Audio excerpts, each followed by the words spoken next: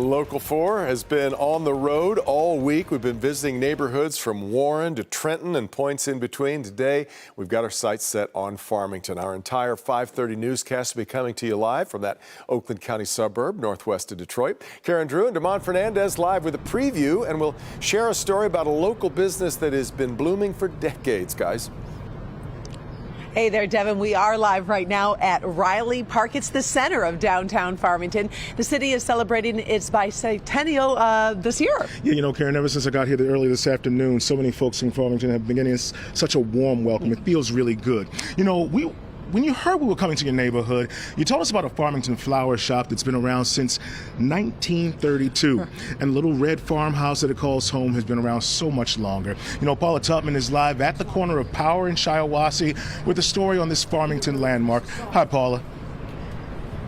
Hi guys, I can't think of a place I'd rather be on a day like today. So when we told you that we were coming to Farmington for our Live in Your Neighborhood, and we asked you to send us stories, Marianne here, she's been working here for 50 years. Yeah, I said it. Yeah, no, I said it.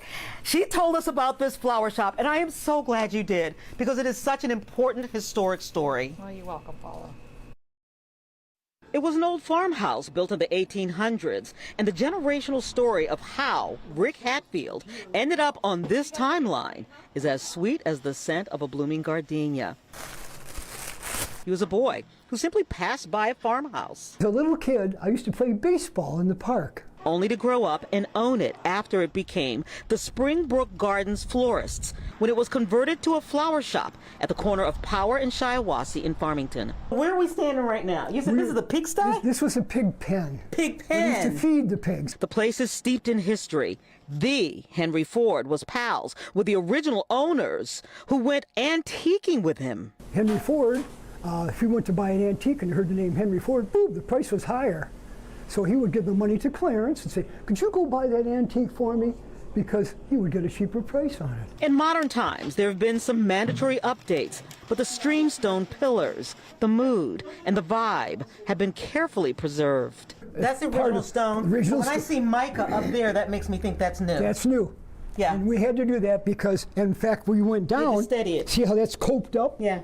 Because we didn't have a rat wall, and you had to have rat walls too, according to codes. And inside, with the careful, loving hands of people who do this for love more than money, artfully craft magic. The flowers they put together are beautiful.